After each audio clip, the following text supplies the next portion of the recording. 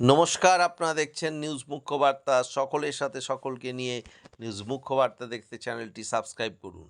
দুরারোগ্য ব্যাধিতে আক্রান্ত হয়ে প্রয়াত হলেন দুর্গাপুর নগর নিগমের প্রাক্তন চেয়ারম্যান তথা ৮ নম্বর ওয়ার্ডের পুরপিতা বর্ষিয়ান নেতা মৃগেন পাল। গুরুতর অসুস্থ অবস্থায় গত কয়েকদিন তিনি দুর্গাপুর বিধাননগরের এক বেসরকারি হাসপাতালে ভর্তি ছিলেন, কিন্তু অবশেষে জীবনযুদ্ধে হেরে গেলেন তিনি বৃহস্পতিবার দুপুর 2:30 নাগাদ। হাসপাতাল সূত্রের খবর, তার লিভার ক্যান্সার হয়েছিল। তার মৃত্যুর খবর গোটা শিল্পাঞ্চল জুড়ে শোকের ছায়া নেমে আসে। বিকাল 4:30টার সময় তার মরদেহ দুর্গাপুর নগর নিগমে আনা হয়।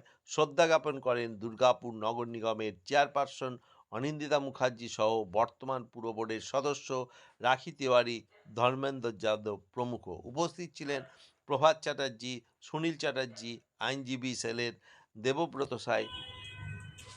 এরপর সববাহী সকেট পাঁচমাথার মোড় পার্টি অফিসে, হোস্টেল এভিনিউ পার্টি অফিস হয়ে মৃগেনবাবুর হর্ষবর্ধনের 31 নম্বর স্ট্রিটের বাসভবনে আসেন।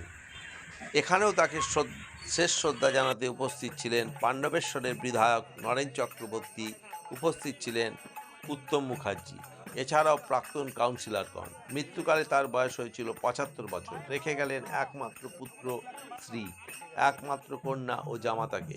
সন্ধ্যা 6:30টায় মৃগেন পালের মৃতদেহ সববাহী যানে মহাপ্রস্থানের পথে রওনা দেয়। শান্তাধারা রিপোর্ট, নিউজ মুখ্যবার্তা।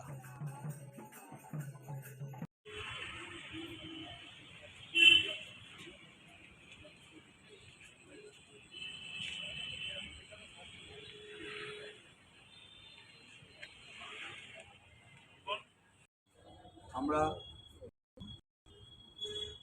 সকলের আজকে অত্যন্ত আক্রান্ত